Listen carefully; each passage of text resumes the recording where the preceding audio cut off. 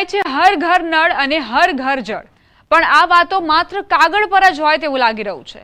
આઝાદીના 75 વર્ષ બાદ પણ આજે ઘરમાં માતાઓ બહેનોને પોતાના બાળકો રડતા મૂકી પોતે જમવાનું છોડી પોતાનો કામ ધંધો અને રોજગાર છોડી પહેલા પીવાના પાણી માટે વલખા મારવા પડે છે। આવી જ હાલત છે આણંદના ખંભાતના પાંદડ ગામની, જ્યાં પીવાના પાણી માટે વલખા મારવા પડી રહ્યા છે। ઘરે ઘરે પાણીના નળ તો આપ્યા છે, પણ શોભાના ગાંઠિયા સમાન પાણીની ટાંકી આપેલી છે, એ પણ ગામની માત્ર શોભા જ બની રહી છે।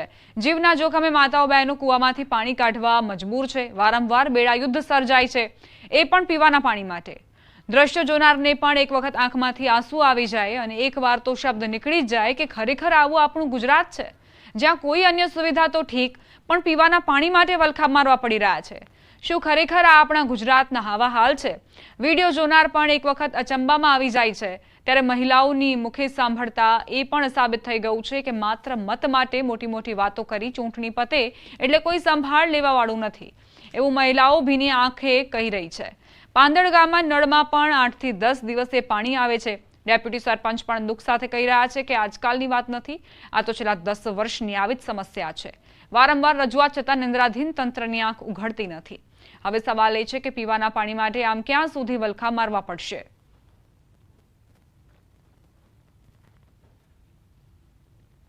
અમારા ગામમાં એ સમસ્યા છે કે આણંદ જિલ્લામાં ખંભાત તાલુકો ગામ પાંદડમાં અમારે પાણીનો પ્રશ્ન છે। 10 દિવસે અમારા ગામમાં પાણી આવે છે, એ પણ વ્યવસ્થિત પાણી અમારા ગામમાં આવતું નથી, અમારા નળ સુધી પહોંચતું નથી। આ લોકો બધા આવે છે વોટ લેવા, વોટ લીધા પછી કોઈ સામું જોતું નથી। આટલા વખતથી અમે હેરાન થવી છે। પાણી અમારો 10 દાડે 15 દાડે 20 દાડે, તો એ પાણી અમારે કેવી રીતે પીવું? અંદર પોરા પડી જાય છે। રોજ પાણી આવે તો અમે પાણી પી શકીએ નળનું। કૂવાનું પાણી તો એકદમ ખરાબ છે, લેબોરેટરી પણ કરાય તો પાણી ખરાબ છે અમારા કૂવાનું। છેલ્લા 10 વર્ષથી અમારા ગામની અંદર પાણીની ઘણી બધી તકલીફ છે। ઘણી બધી લોકોને અમે સરકારી તંત્રને જાણ પણ કરી છે, પણ પેટનું પાણી પણ સરકારનું હલતું નથી। ટાંકી બનાવેલ ખરી, પણ ટાંકીની અંદર પાણી આવતું નથી। ઘર ઘર નળ હર ઘર જળ એ યોજના અંતર્ગત ખાલી એ તો ચોપડાની અંદર જ કહેવામાં આવે છે, વાસ્તવમાં ગામની અંદર પાણી મળતું નથી।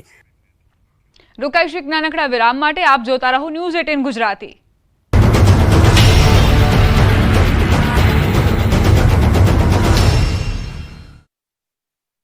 जॉब के लिए घर में बुकानी पहरीने गन साथ एक ज घुसेलो। एनी साथे एक बेग थी, बेगनी अंदर 1-2 छरा था, एक धारियो हतुं, एवा बधा साधनो हता एनी साथे। अने एणे जे मने कीधुं ए प्रमाणे मने एम कीधुं धाबा उपर 2 छे ने 12वी फरे छे, એટલે 2-3 माणसो एनी साथे हशे ज अने होवा जोईए एवुं ए कहे छे। ए प्रमाणे अने मारुं पण अनुमान ए छे के हशे ज साथे। एमने त्यां कोई अजाणी व्यक्ति एरगन लई अने घरमां घुसी गया था लूंट करवाना ईरादे। એ હકીકત અમને હતી, જેથી અમારા તાત્કાલિક માણસો પહોંચી ગયા હતા અને તેને આરોપીને અહીંયા લઈ આવેલા છે પોલીસ સ્ટેશને, અને એનું હાલ ઇન્ટ્રોગેશન ચાલુમાં છે। આરોપી એનું નામ છે દક્ષેશ પ્રકાશભાઈ ચૌહાણ છે, જોશી છે। ઉંમર વર્ષ 20ની આસપાસનું બતાવે છે, અને જે સાબરકાંઠા જિલ્લાના તલોદ તાલુકાના મોટા ચોખલા ગામનું છે, અને હાલ તે જે કોઈ પ્રાઇવેટ સિક્યુરિટી કંપનીમાં સિક્યુરિટીનું કામ કરે છે। વીજ ચોરીને અટકાવવા પીજીવીસીએલ દ્વારા સ્માર્ટ વીજ મીટર નાખવાની કામગીરી યુદ્ધના ધોરણે કરવામાં આવી રહી છે, પરંતુ સુરેન્દ્રનગરમાં લોકોએ સ્માર્ટ વીજ મીટર મુદ્દે હલ્લાબોલ કર્યો। અંદાજે 250 જેટલા પરિવારના લોકોએ ઢોલ નગારા સાથે વીજ મીટરનો વિરોધ કર્યો। સ્માર્ટ વીજ મીટર નાખવાની કામગીરી સામે રોષે ભરાયેલા સ્થાનિકોએ પીજીવીસીએલ કચેરીમાં દોડી ગયા હતા। સ્થાનિકોએ ઢોલ વગાડી ઉગ્ર સૂત્રોચ્ચાર સાથે કચેરીમાં હલ્લાબોલ કરી વિરોધ પ્રદર્શન કર્યું। સાથે સાથે અધિકારીને 48 કલાકનું અલ્ટિમેટમ પણ આપવામાં આવ્યું।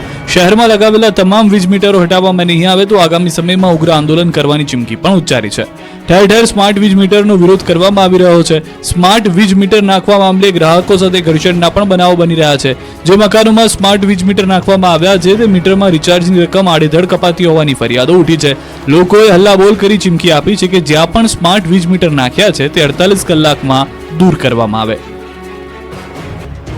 ઉનાળો અંત તરફ છે અને ચોમાસું બેસવાના ગણતરીના દિવસો બાકી છે। તેવામાં ગત વર્ષની જેમ આ વર્ષે અરવલ્લી જિલ્લામાં સબસિડીયુક્ત બિયારણ સમયસર ન મળતા ખેડૂતો મોંઘા ભાવે બિયારણ ખરીદવા મજબૂર બન્યા છે।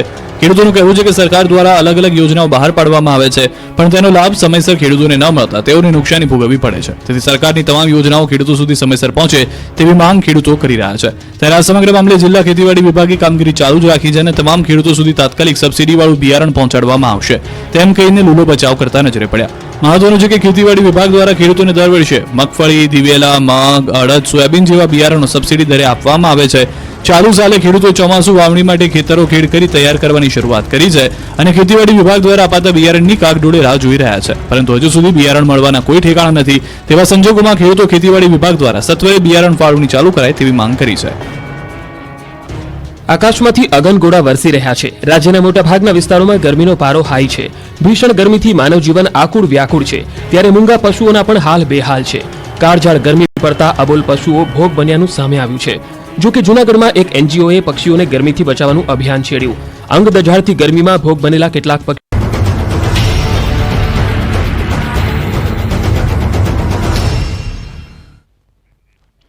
વિરામ બાદ સ્વાગત.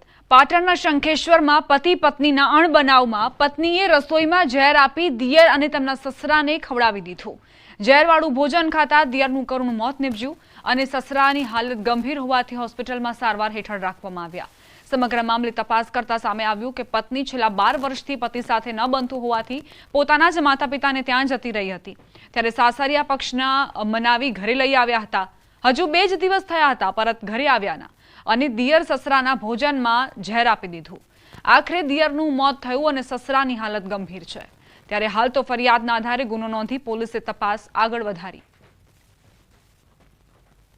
ફરિયાદ અનુસાર તેમના ભાભી જયાબેન વાઇફ ઓફ અશોકગીરી ગોસ્વામી ના હોય તેમના પરિવારના સભ્યોનો કાંટો કાઢી નાખવા સારું તેમણે બનાવેલી રસોઈમાં ઝેર ભેળવી દીધેલ અને તે તેમના ફરિયાદીના ભાઈ મહાદેવગીરી તેમજ એમના પિતા ઈશ્વરગીરીને ખવડાવેલ, જેમાં મહાદેવગીરી મરણ ગયેલ છે અને ઈશ્વરગીરી બેભાન હાલતમાં હતા અને તેઓને હાલ દવાખાનામાં દાખલ કરેલ છે.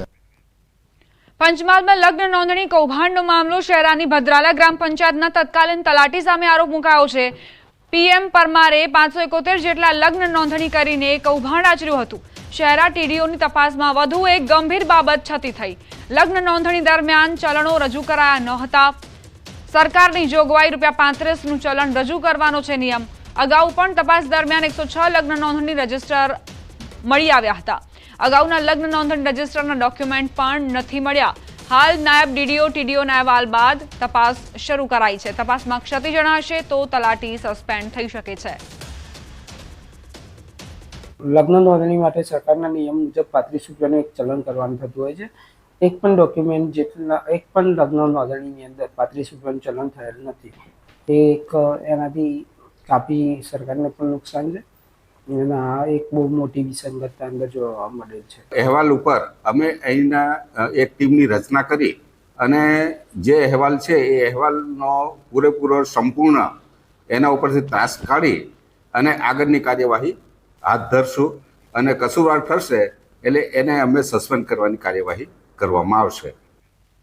સમાચાર અરવલ્લીથી પ્રાપ્ત થઈ રહ્યા છે. શામળાજી પોલીસ સ્ટેશન આગળ વિરોધ કરાયો છે. ગલી સિમરોનમાં હત્યાના આરોપીઓના મકાનોમાં આગ લગાવાઈ હતી. 13 દિવસ અગાઉના આધેડની હત્યાની અદાવતમાં આગ લગાવાઈ. પોલીસ દ્વારા આગચંપી મામલે 5ની અટકાયતનો વિરોધ. ગામના સરપંચ મુખી સહિત 5ની અટકાયત થઈ છે. આગેવાનોની અટકાયતનો ગામ લોકો દ્વારા વિરોધ કરાયો. પોલીસ સ્ટેશન આગળ 200થી વધુના ટોળા દ્વારા વિરોધ કરાયો. શકમન તરીકે પકડેલા લોકોને છોડો તેવી માંગ છે ગ્રામજનોની. કોઈને પૂછ્યા વગર તમે અહીંયા કેમ લાયા છો? અમને એ જ કારણ જોઈએ. પહેલા વગર કારણે તમે કેમ લાયા છો? એમને શું ગુનો કર્યો છે એ અમને બતાવો. પહેલા અમારા સરપંચ ને મુખી બંને જણને પકડીને લાવી છે, તે કયા કારણોસર લાવી છે તેનો જવાબ જોઈએ. અમદાવાદમાંથી નકલી પાસપોર્ટ સાથે વિદેશ જનાર વધુ એક વ્યક્તિની ધરપકડ કરાઈ છે. 81 વર્ષનો વૃદ્ધ બનીને આધેડ ₹50 લાખમાં અમેરિકા પહોંચ્યો હતો, પરંતુ કિડનીની સારવાર દરમિયાન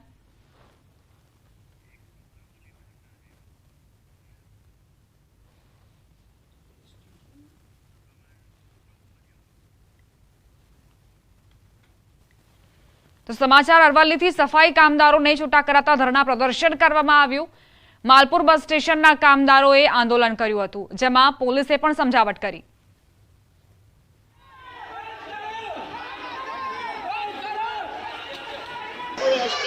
નોકરી કરું છું.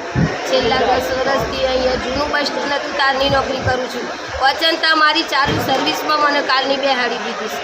મારો કોઈ ઓફ નથી, ગુનો નથી અને મને ના પાડી દીધી અને મને વારંવાર ટોર્ચર કરે. બેન અહીંયા જો, બેન અહીંયા જો, બેન અહીંયા જો. ના જઈએ તો અમારા પર હાથ બી ઉપાડેલો રમેશભાઈ સાહેબ. અહીં માલપુરની અંદર એક જ સફાઈ કામદારોને છૂટા કરવામાં આવ્યા છે અને અહીં જે માલપુર ડેપોની અંદર જે અધિકારી છે એ ખરેખર તાનાશાહી ચલાવે છે અને વારંવાર જે કંટ્રોલર અધિકારી છે આ સફાઈ કામદારોને 1-2 વખત મારવામાં પણ આવ્યા હતા અને માનસિક ટોર્ચર વારંવાર આપવામાં આવે છે. અમદાવાદમાંથી નકલી પાસપોર્ટ સાથે વિદેશ જનાર વધુ એક વ્યક્તિની ધરપકડ કરાઈ. 81 વર્ષનો વૃદ્ધ બનીને આધેડ ₹50 લાખમાં અમેરિકા